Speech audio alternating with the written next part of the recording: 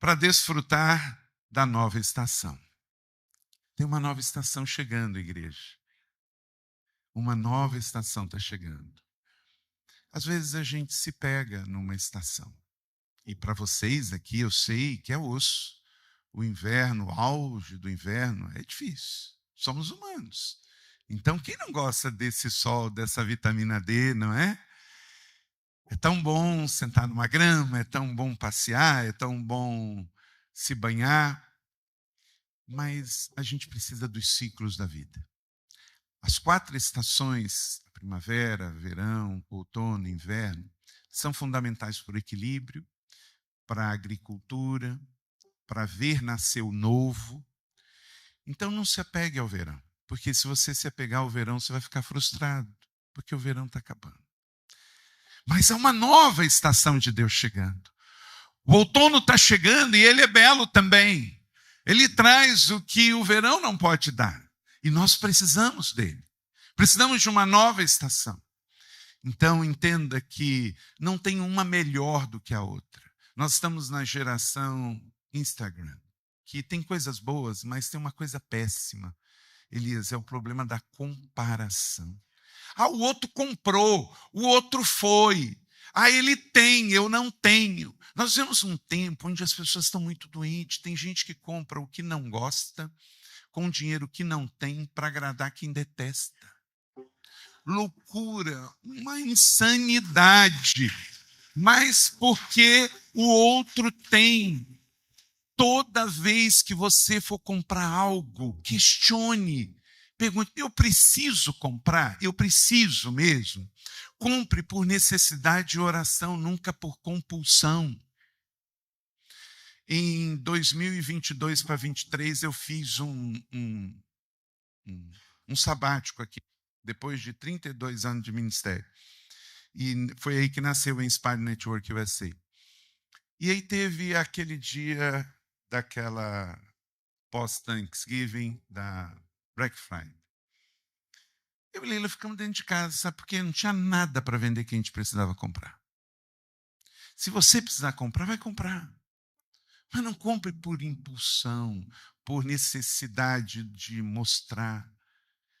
Existe, Paulo diz, uma coisa poderosa. O segredo do contentamento. Eu estou satisfeito. Aí, querido, por exemplo, quantos aqui são solteiros? Levanta a mão. De boa, de boa. Eu sei que às vezes tem pastor que apronta quando você faz isso. De boa. Você está solteiro. Ok. Se você é solteiro, divorciado, tá, beleza. Sabe quando que você pode casar? Quando você não precisar casar. Se você tiver necessitado demais por casar, você é um homem bomba, uma mulher bomba. É perigosíssimo. Por quê? O lugar mais seguro da terra é no centro da vontade de Deus. A Bíblia não diz que a gente se torna mais espiritual ou menos espiritual casado. O Senhor fala que há um plano da família. É bom que o homem case, mas você pode viver em santidade solteiro e ser uma bênção se Deus quiser isso para você. Então, o lugar mais seguro é o centro da vontade de Deus. Porque quando você ora, você está num estado de abundância, de contentamento, aí você pode orar para receber a mulher de Deus, o homem de Deus, e na hora que aparecer, você está tão satisfeito que você pode escolher. Agora, se você está desesperado para ter, aí é igual a compra no shopping mall. A gente pode pegar, não porque é plano de Deus, mas porque a gente está querendo demais. Então, seja comer, beber ou qualquer outra coisa fazer, diz Paulo aos Coríntios, faz para a glória de Deus. Então, seja você comprar ou vender algo, ir ou vir, seja você casar, seja você mudar, faça tudo para a glória de Deus. E pergunte se essa é a vontade dele para você. Tem gente que toma decisões precipitadas só porque está vendo na mídia social. Isso é um perigo. A vida do outro não é a sua vida. E o que é bom não é bom simplesmente por ser bom, é bom de Deus para você. Então, você tem que mudar a perspectiva. João 4,35, leia comigo. Está aqui no multimídia.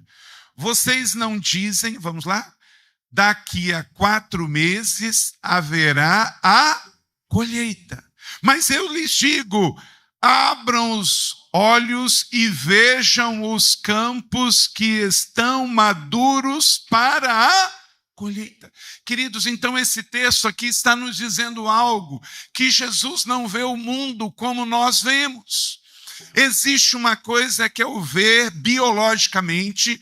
Quando um bebê abre os olhos pela primeira vez no nosso mundo, ele vê. Mas Jesus está falando de uma outra forma de ver. Não é o ver biológico, é o ver no mundo espiritual. Você precisa de ver no mundo espiritual para poder justamente discernir o que é bom de Deus para você. Se você vai, se você não vai, se você compra, se você não compra, se você casa, se você não casa. Andamos por fé e nunca por medo. Uma nova estação está chegando. O verão foi maravilhoso, mas ele passou. E o pior lugar para se viver é no passado. Por quê? Porque ele não volta mais. Naquele tempo que eu vivia lá no Brasil, lá em Portugal, querido, passou. Passou. A melhor definição de amor é tempo, e o melhor tempo é agora. É aqui e agora. Ficar olhando o que passou, passou. Quem aqui dirige? Ok, dirigimos. Quando você pega um veículo elétrico, hybrid ou a combustão, ele tem um para-brisa enorme na frente. Mas ele tem uns espelhinhos ali, um no centro, um à esquerda, um à direita. Nunca fiz essa conta, mas se a gente somar os 3 espelhos, o interno, os 2 externos, deve dar o quê? Uns 5% do tamanho do para-brisa? Por aí. O que está dizendo? Quando você vive, você anda para frente. Há um horizonte novo em Cape Cod, em Massachusetts, para que você ande em direção ao seu futuro.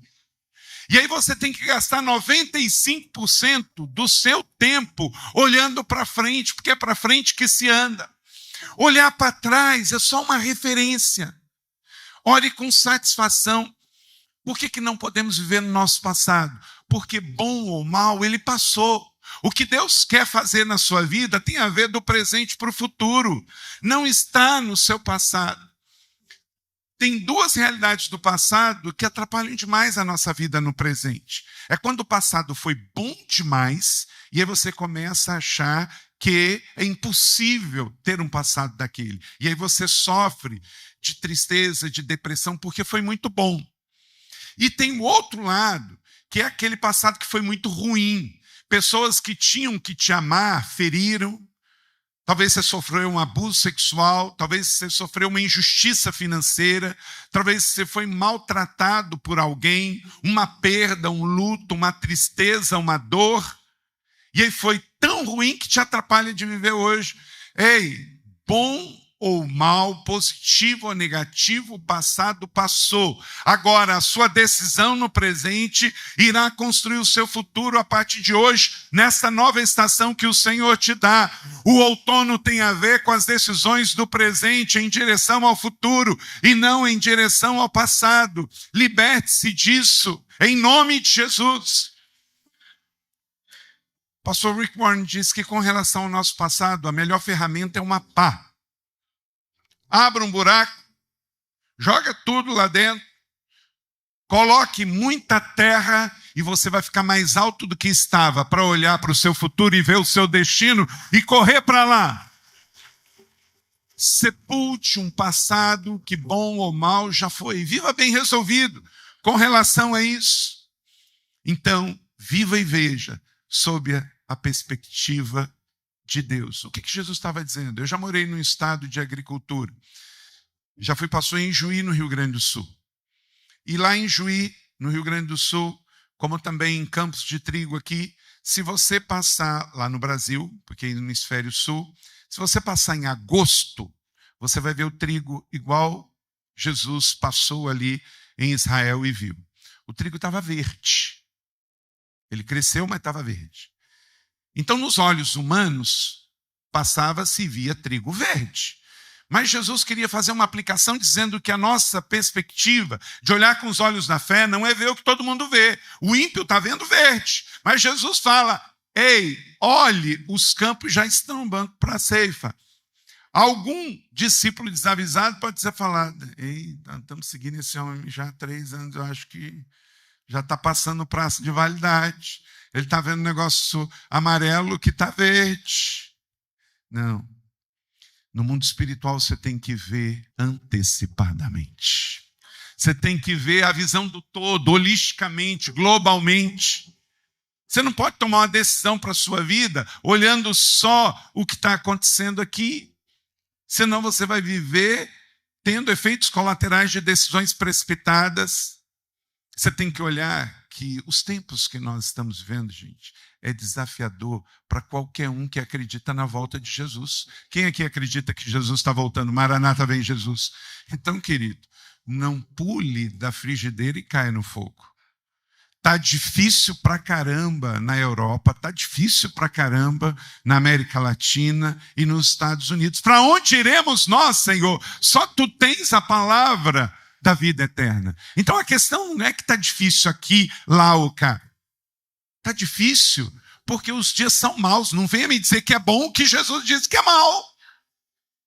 Então é hora de renovar a nossa fé, a nossa aliança com o Senhor, cuidar do nosso cônjuge, cuidar dos nossos filhos, viver uma vida sempre sabendo de que tem estações, mas há uma garantia, você tem que num tempo como esse, mais do que nunca, pegar as garantias do Senhor. Em 1 João 2:20, olha que coisa linda, a lembrança desse texto. Ei, meu irmão, você que acabou de se converter, essa é a realidade da sua vida. Você que se converteu mais algum tempo, você solteiro, casado, solteiro, homem, mulher, adolescente, jovem, vamos lá, mas vocês têm uma unção que procede do Santo, e todos vocês têm o quê? Conhecimento. Não é coisa de alguns, há uma unção que chegou para nós, Elia, como uma herança. É a mesma igreja, essa igreja aqui tem a mesma fé da igreja de Atos, pastor Marcelo Prédio, é a mesma. E ela começou lá em Jerusalém, quando veio o Espírito Santo, lá no cenáculo, na festa de Jerusalém, e colocou uma chama em cada cabeça. Tinham 120 no mesmo lugar, e não disse que o fogo caiu sobre todos só coletivamente. Todos receberam, mas a unção, a chama, foi sobre todos. Cada um tinha uma chama. Para você mudar de estação, para os seus dias bons, para os seus dias maus. Nós não somos aqui uma igreja que vive numa cultura judaica onde só tem um ungidão. Não, é só o profeta da igreja que tem unção. É sobre todos. É para você ir para o teu quarto, fechar a tua porta e orar e saber que o teu Deus já chegou lá. Nós não somos místicos, mágicos, que a gente vai, faz um retiro para entrar em zen, numa atmosfera zen, e a gente vai para meditar, não é? Isso, nos dias de hoje tem muito disso, né? Não, vamos fazer um retiro, eu preciso lavar minha alma, fazer meditação, aí aperto o dedo, cruzo as pernas. Não, gente, não precisamos nada disso. É uma decisão de fé. Entra no teu quarto, vai lá. Não é que teu pai vai chegar. Ele já chegou. Ele está lá primeiro que você. E não tem a ver de você fazer entrar em alfa, beta, gama, nada disso. É só escolher, crer e ouvir a palavra do céu. Como é que nós vamos construir isso, gente? Mário Ruiboto, pastor lá em Portugal, ele diz, toda colheita será sempre proporcional à quantidade e à espécie semeada. Deus fez alguns de vocês nascerem aqui, no estado onde a América começou. Você está aqui num lugar de primícia. Aqui chegaram os peregrinos.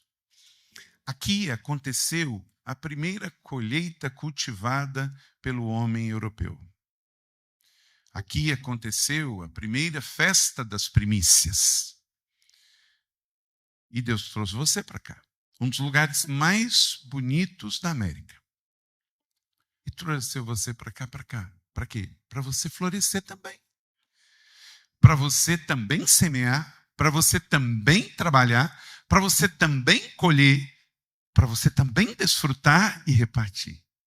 Porque a vida cristã é isso. Faz assim comigo. Quando alguém te pedir a definição, pastor, como eu posso definir a vida cristã? Vida cristã faz assim comigo. É receber, celebrar e repartir. Mais uma vez, a vida cristã em Cristo é receber, celebrar e repartir. É isso. Você, em casa, na leitura bíblica, na oração, na adoração coletiva, o louvor subiu, a unção desceu, a palavra está sendo liberada, você veio, está com a família da fé, se abastecer, você está recebendo, celebrando e vai sair para repartir. 24 horas por dia, 7 dias por semana. Agora, para colher, você tem que semear. E é sempre na mesma proporção da qualidade da semente. Semeou semente ruim, vai colher ruim. Semeou pouco, vai colher pouco. Então Jesus desafia os discípulos a viverem além do óbvio, além do que todo mundo vê, a abrir os seus olhos espirituais. O cenário é a vila samaritana, que esse texto acontece logo depois do encontro de Jesus com a mulher do poço. E os discípulos estavam muito preocupados com a comida física, mas Jesus leva a considerar uma colheita espiritual que estava chegando e que era muito maior.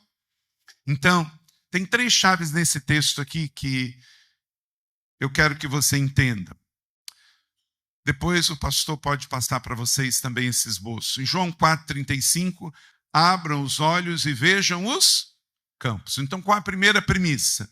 Ministre sempre com os olhos abertos para a realidade espiritual. Então, sempre, tudo é espiritual. Meu irmão, minha irmã, você que está aqui, olha para cá. O ser humano não é um ser humano que tem uma experiência espiritual. Ele é um ser espiritual que tem uma experiência humana. Porque o que é a eternidade perto de apenas 120 anos que um homem pode viver aqui? Não é nada. Então, ministre sempre na perspectiva. Quando alguém estiver olhando muito hoje, o agora, desesperado, e que aqui vai acontecer, ministre sempre na perspectiva, abra os olhos. Traz essa pessoa para o mundo espiritual. Tudo se discerne espiritualmente. Tudo deve ser olhado no contexto espiritual. Tem o mundo, tem a carne, tudo é uma batalha espiritual muito grande. Então, às vezes a pessoa não está vendo isso. Abrace ela, coloca a mão nos ombros e diz, vamos discernir isso espiritualmente? Não tem a ver sobre a política, não tem a ver sobre ideologia, não tem a ver sobre programa de governo, não tem a ver só sobre economia. Temos que ver espiritualmente, discernir espiritualmente. Abram os olhos e vejam. Jesus estava dizendo isso aos discípulos. Um milagre tinha acontecido. Os discípulos tinham encontrado aquela mulher, visto o que tinha acontecido, e Jesus estava querendo que eles olhassem lá em Samaria, na perspectiva espiritual. Então, o desafio, a perspectiva humana, é sempre a gente não olhar com os olhos da carne. Não somos carnais, somos espirituais. E porque há uma urgência da missão. O pastor Elias disse aqui, e pelo histórico de vocês, é fato, de que vocês são uma igreja missionária. E quem vive nessa perspectiva sabe que missões dos 5 propósitos de Deus é o único que a gente tem prazo de validade. Adoração nós fizemos aqui, mas não vamos fazer na eternidade? Não vamos, Marcelo? Vamos. Aqui foi só o ensaio. A porta de embarque. O grande espetáculo vai acontecer na glória, com toda a eternidade. Comunhão com os irmãos, com Deus, vamos ter por toda a eternidade. Discipulado, vamos ter discipulado aqui na eternidade. Serviço, vamos servir a Deus aqui na eternidade. Eu tenho um irmão muito querido lá no Brasil, ele é médico, ele falou assim, pastor, eu estou treinando. Eu falei, para quê? Porque daqui a pouco eu vou ficar desempregado. Quando eu morrer, eu estou desempregado, porque para o céu que eu vou, não precisa da minha profissão. Então, ele tem 3 coisas que ele gosta de fazer. Ele cuida do jardim da igreja, ele herdou a marcenaria do pai, então ele continua cuidando das madeiras, e ele gosta de cantar no coro da igreja. Porque ele falou assim, essas 3 coisas eu tenho certeza que vai ter no céu. Vai ter jardim, Jesus era marceneiro, deve ter uma marcenaria lá para fazer com as coisas com a madeira, e também eu tenho certeza que eu vou cantar no coral. Agora, médico, eu não vou ser no céu. Né? Ele está certo. Querido, você tem uma eternidade inteira para viver. Agora, tem algo que diferente da adoração, da comunhão, do discipulado e do serviço. É missões. Missões têm prazo de validade. Missões é o único propósito, Elias, que não está só no Kairos, ela está no Cronos. Tem prazo de validade. Você não vai precisar evangelizar no céu e nem fazer missões no céu. Então, por isso, uma igreja que não investe em evangelismo para ganhar pessoas para Jesus na fábrica, no trabalho, na escola, na faculdade e em missões transculturais, ela está fora da vontade de Deus. Não adianta ter uma estrutura fantástica e não olhar os campos que já estão brancos para a ceifa, porque ela tem prazo de validade. A segunda premissa é: entenda que a colheita é fruto de uma semeadura fiel. O que semeia e o que colhe se alegram juntos. Por isso que a alabança, a celebração é tão gostoso. Porque a gente chega aqui e, na verdade, a gente dá para o Senhor, mas nós que somos abençoados. Quem gosta de adorar o Senhor com salmos, cânticos, hinos? Porque é maravilhoso, é uma entrega. Mas isso é tremendamente algo que fazemos juntos. A adoração pode ser pessoal, mas o louvor é maravilhoso coletivamente, não é? Então, o que semeia e o que colhe participam juntos. Jesus semeou com a mulher samaritana momentos antes, em João 4, 7 e 26. Agora, ele e os discípulos estão colhendo juntos algo grande que viria. Evangelismo é um processo coletivo. E a terceira premissa é: creia que a colheita espiritual produz fruto para a eternidade. Querido, don't give up. Não desista. Vai. Acredite. Aquele que leva a preciosa semente andando e chorando voltará indubitavelmente trazendo os seus molhos de vitória. Deus não despreza uma dor, Deus não despreza uma oração, Deus não despreza uma semente, uma oferta. Tudo que você fizer no mundo espiritual de amor você vai colher. Um sorriso que você dá, um abraço que você dá, um gesto de amor e de amizade. Que essa igreja seja conhecida pelo amor. Que seja uma comunidade de abraçar, de celebrar, de servir. O mundo está jogando pesado. De fato, isso aqui não é um lugar para frequentar, é uma família para pertencer. No mundo espiritual, colhe fruto para a vida eterna. O que estamos fazendo aqui toca um acorde na eternidade. Porque a colheita espiritual, ela não é temporária. Não é como colher tomate, que se não usar, se perde. Eu estava vendo uma reportagem lá no Brasil sobre colheita de tomate. A mesma hora que colhe, em 24 horas ele está sendo processado para ir virar ketchup da Heinz. Porque senão estraga, perece. Querido, você não é um tomate. Você está fazendo algo muito mais duradouro com a sua vida. Com os seus anos, com o seu tempo. É muito maior. Então há uma recompensa muito maior também. Você imagina. Tem pessoas que você ganhou para Jesus, vocês começaram essa obra 21 anos atrás. Vocês vão receber cumprimentos lá no céu. Naquele dia, naquela casa. Vocês nem se lembram mais. Mas quando a gente ganha alguém para Jesus, isso tem um toque na eternidade. Aquela pessoa você vai encontrar lá no céu, que você ganhou para Jesus lá na escola, no passado na igreja. Então essa é a nossa motivação, ver as pessoas sendo salvas. Então a colheita espiritual está diante de nós. Então esta é uma igreja que escolheu ser, de fato, um farol. Não é? Escolheu ser Uma casa de luz. A palavra em inglês ela é melhor do que em português, não é? Porque farol, a gente relembra muito uma lanterna, só um foco de luz. Mas lighthouse é mais poderoso, não é? É o que você é o que essa casa é. O logo de vocês é lindo. Pensa bem, meu Deus, é uma casa de luz. Porque Jesus, quando chega numa vida, a luz entra e as trevas... Você já viu alguma vez as trevas negociando com a luz? Peraí, deixa eu fazer mais algumas coisas antes. Não tem como, não é? Acendeu a luz vai embora. As trevas vão embora. Porque Jesus chegou à luz. Então, a sua vida é uma casa de luz. Esta igreja é uma casa de luz. Então, nessa nova estação, deixe brilhar.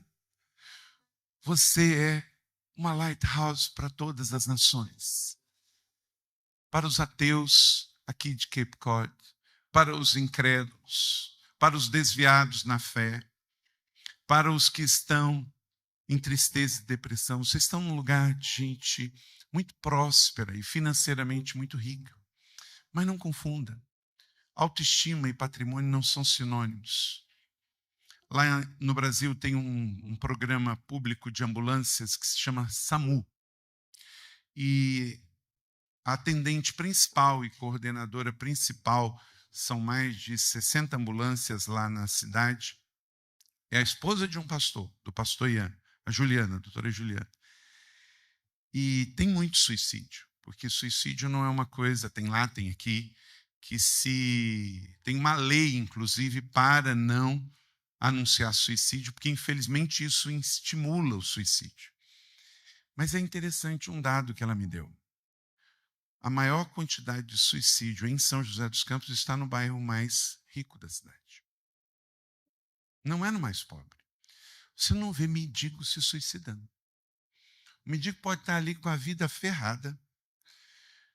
Ele vai ter a vontade de comer, ele vai estar lá, tem um cachorro do lado dele, né?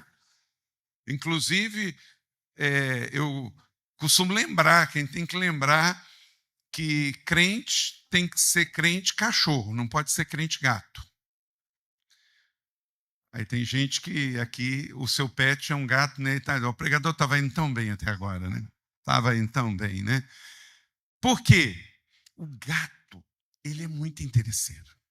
Se não tiver ali a uísca, se não tiver, ele vai embora, não está nem aí. Cachorro é fiel, ele fica ali. Quem leu aqui Graciliano Ramos, Vidas Secas? Você lembra? Está lá, tinha um cachorro chamado Baleia. Ela morre com o sertanejo, mas ela não vai embora. O sertanejo morre de fome e ela morre junto. Porque o cachorro é fiel. O gato, se não tiver, ele, tchau, né? Mas é brincadeirinha, tá? É só uma ilustração. É que às vezes a gente perde um amigo, mas não perde a piada, né? Mas que a gente precisa de crente, cachorro a gente precisa. Crente fiel. Então, entenda que diante de um mundo infiel, nós somos uma casa de fiéis. De um mundo de trevas, nós somos uma casa de luz. Deixe brilhar. E, se necessário, use palavras. Tem gente que só quer a sua atenção, só quer o seu abraço, só quer a sua atenção. Gente, no Brasil e aqui, cada vez mais vai ter leis contra pregar o evangelho. Mas não vai ter contra o amor. Que essa casa continue sendo uma casa de luz, cheia de amor, porque as pessoas, por mais ricas e bem-sucedidas desta região, vão continuar precisando de amor. Porque amor não tem banco, amor não se vende no mall, amor não se pode alcançar com anos de trabalho. Amor se recebe do Deus de amor. o Deus que é Pai. Você sabia que a Bíblia, através da fé do Velho Testamento judaico e do Novo Testamento, é a única que apresenta Deus como Pai? As outras religiões tudo são órfãos, porque de um Deus órfão, de um Zeus que vive longe lá no céu, precisando da adoração dos pobres mortais. Deus não, Deus é Pai. Ele amou tanto o mundo que deu seu único filho para que eu e você fôssemos adotados. E Jesus sabia disso, ele veio na terra e o tempo todo ele esteve aqui. Todo o tempo Jesus chamou Deus de Pai. Nos momentos mais difíceis ele chamou Deus de Pai. A única vez nos 4 evangelhos, Mateus, Marcos, Lucas e João, que Jesus chamou Deus de Deus foi na cruz. Quando ele disse, Eloi, Eloi, lama sabachthani. Meu Deus, por que me desamparaste? Sabe por quê? A única vez que Jesus se sentiu órfão foi para que eu e você fôssemos adotados como filhos. Então o nosso grande Abba, ele nos adotou. Lembre-se disso nos momentos mais difíceis da sua vida. Por isso que isso aqui é uma casa de luz, porque ela vai dizer aos órfãos desta região que há pai nesta casa, há paternidade nesta casa, há irmãos e irmãs. O irmão mais velho, ele vai projetar os mais novos, porque o irmão mais velho, ele promove o irmão mais novo. E o irmão mais novo, ele olha para o mais velho e ele honra o mais velho. Porque a honra e a promoção se encontram numa família saudável, numa igreja família para pertencer. Não tem competição, não tem murmuração, não tem reclamação, mas tem uma família cheia de amor. E então, se eu creio que a colheita para essa nova estação de Deus já está chegando, como o outono, como o fall está chegando aqui sobre todos nós, então vamos viver essa nova estação, porque quem tem Jesus tem tudo. Vamos dizer isso juntos? Bota a mão no seu coração assim, ó. Dá aquela respirada gostosa, ó. Quem tem Jesus tem tudo.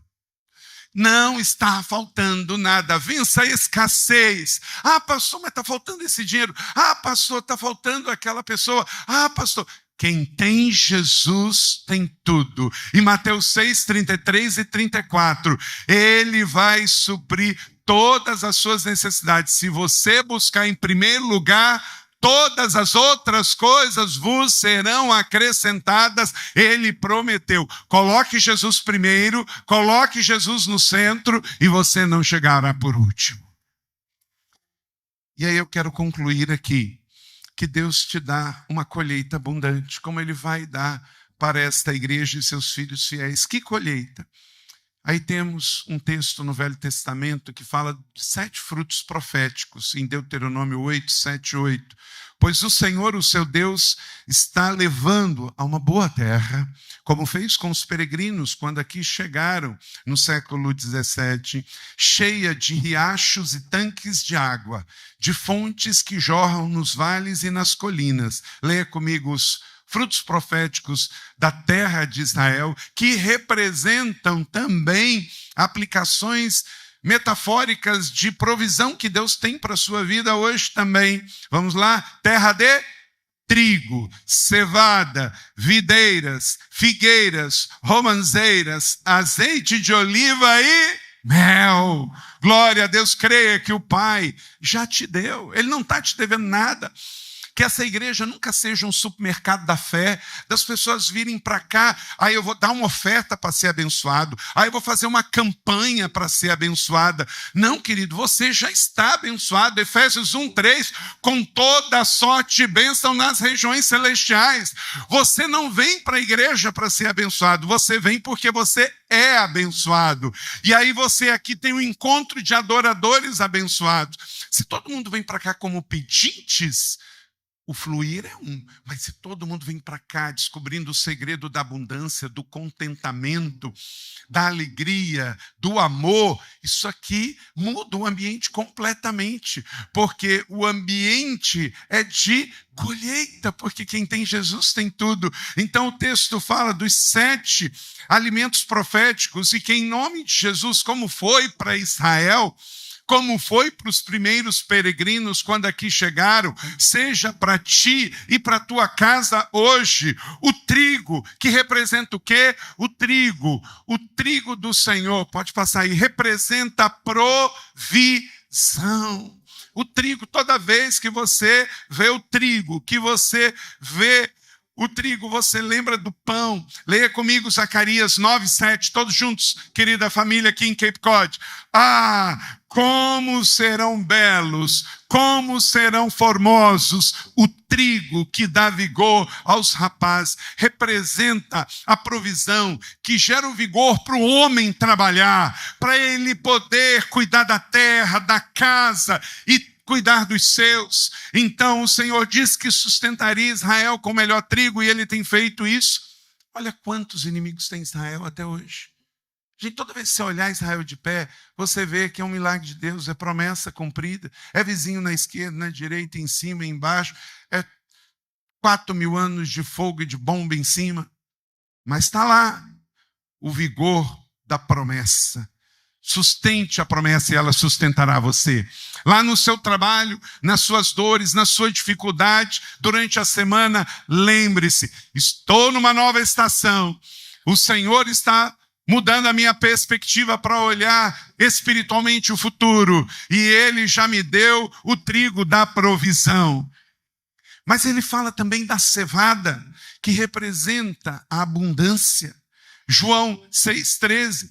Então, eles ajuntaram e encheram 12 cestos com pedaços de pães de cevada deixados por aqueles que tinham comido. A cevada, ela é diferente do trigo porque ela dura mais também. E é interessante, o pão do milagre, como Deus sabia que haveria abundância, iria sobrar, sendo feito de cevada, duraria mais. Para aqueles que pegaram o que Deus fez, multiplicou e sobrou para sustentar amanhã. Então, juntaram 12 cestos de cevada. Tinham abastecido e podiam levar para casa. Então, o Senhor te dá o trigo para o trabalho de hoje, mas o Senhor também te dá a cevada para você guardar para amanhã. Porque o Deus da provisão é o Deus que diz: eu sou o seu pastor, Marcelo, e nada te faltará. 3, a uva, que representa profeticamente a beleza e a alegria. Eu plantei como videira seleta, semente absolutamente pura, disse Jeremias 2:27. Eu sou a videira verdadeira e vocês são os ramos. Isso aqui é um lindo jardim do Senhor. Querido, quando começa e termina é que conta. A Bíblia começa no Gênesis como um jardim, né, Elias? E termina lá no Apocalipse como um jardim. Então, claro que vai ter desertos e escassez durante, mas como termina é que conta. Creia nisso. 4, o figo é um outro alimento profético. Representa a cura. Segundo Reis 27, então disse Isaías: preparem um emplasto de figos. E eles o fizeram e aplicaram na úlcera, ela se curou. Quando a gente vai a Israel e tem época de figo, é impressionante o cheiro que vem, aquele aroma do figo. Mas o figo não era só uma fruta de comer, como a gente come hoje. Era um alimento medicinal. O nosso Deus da cura, nesta nova estação, está curando. Recebe a cura que vem do Senhor em nome de Jesus. Aplique o emplasto de figo sobre os furúnculos e ele se recuperará. Isaías 38:28. Deus é a cura. O nosso Jeová Rafá é a cura.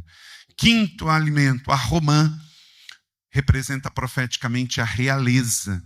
Os sinos de ouros e as romãs se alternarão por toda a volta da borda do manto. Êxodo 28:34. E Jeremias também vai falar das 96 romãs nos lados. O que a romã é um fruto que representa a realeza. Pega uma romã, ela tem uma coroa em cima. Então é um fruto que representa uma realeza. E no mundo espiritual, a realeza tem a ver não com o império. O problema é que às vezes a gente pega o princípio do reino, do kingdom, e a gente acha que é império. Não, império é coisa de homens, imperadores. Os reis terrenos são imperadores, porque eles impõem a sua vontade. Jesus não.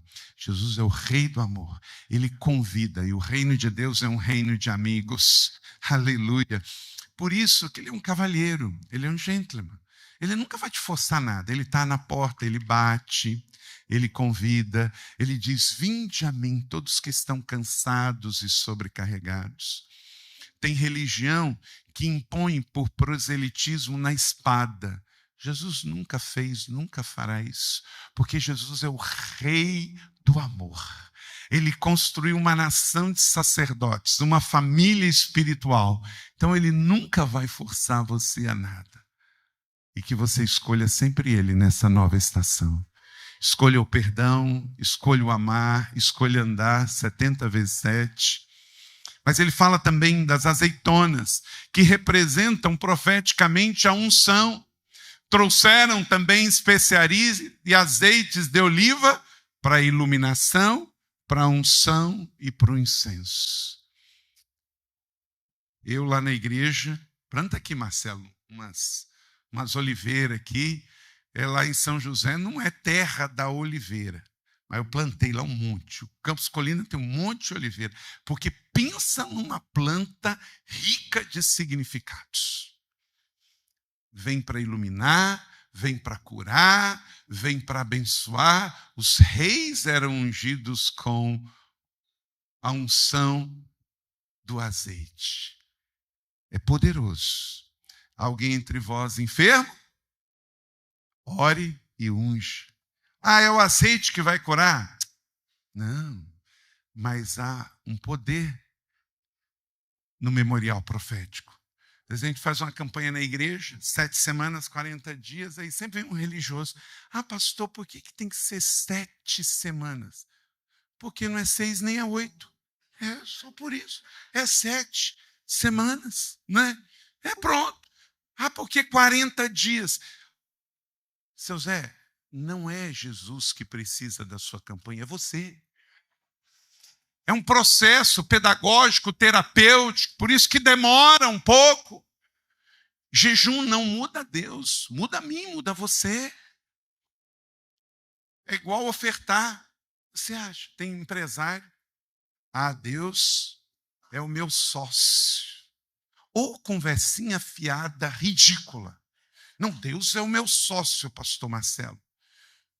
Se você vinha falando isso, como eu já falei também no passado, mas já esqueci isso na minha vida. Não rebaixe Deus na sua vida. Deus não quer ser seu sócio. Deus é o seu dono. Como é que ele vai ser sócio do seu negócio? O seu negócio é uma bênção, o seu negócio é provisão de Deus, é bênção de Deus, mas não chame Deus para ser seu sócio, que ele não está nem um pouco interessado nisso. Mas ele quer o seu coração. Como ele não queria também Isaac, ele queria Abraão. Ele não queria sacrifício, ele queria adoração. Então é isso. Dê o seu melhor, dê você. Lá no Brasil tem um programa. Claro que tudo que a gente faz para dar moradia às pessoas é uma bênção, mas o nome é horrível, é horrível. Minha Casa Minha Vida. Aí tá, então minha casa é minha vida, aí está financiada, eu não consigo mais pagar, tem que devolver para o banco, aí eu vou morrer? Não, a sua casa não é a sua vida é Jesus. A sua casa é uma bênção, é o lugar que você mora, mas é transitória. Porque a sua casa, muito mais do que um lugar de moradia, tem que ser um lar. E para ser um lar, ela pode ser própria, ela pode ser alugada, ela pode ser cedida.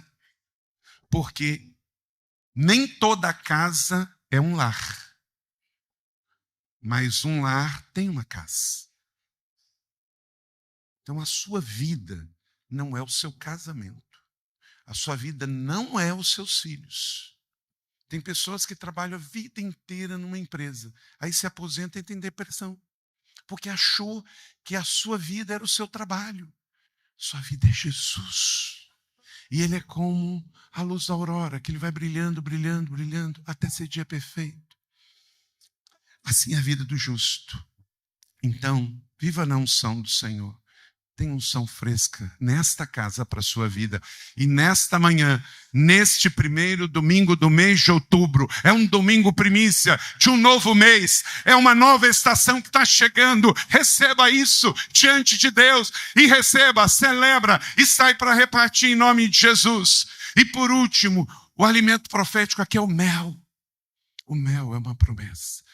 Você sabia que esse é o único alimento que não estraga? Já descobriram túmulos no Egito com potes de mel, que o mel estava bom. Porque ele não perece. É como as promessas de Deus. Pode ser difícil, pode ser desafiador, mas sustente uma promessa. Quem tem promessa de Deus sobre a sua vida? Então creia que elas vão se cumprir, porque Deus é fiel, é o Deus de promessas. Eu prometi e eles herdarão a terra. Como Deus foi fiel ao seu povo, como Deus prometeu Jesus e cumpriu, como ele prometeu, como está em Lucas e em João, que aquele que está na sua mão não vai se perder. Então, essa semana, aqui em Cape Cod, não perca num dia de treva o que Deus está te dando num domingo de luz. Que esta palavra guie você. Então, nessa colheita abundante para essa nova estação, querida igreja, creia que Deus sempre proverá. Deus sempre proverá. Creia que Deus sempre suprirá. E creia que Deus sempre o vai fazer prosperar. Porque Deus sempre cuidará. Deus sempre, porque Ele não muda, Ele é imutável. Então, que em nome de Jesus, nesta nova colheita, não fique olhando as notícias, não se deixe guiar pelas más notícias, pelas situações de política.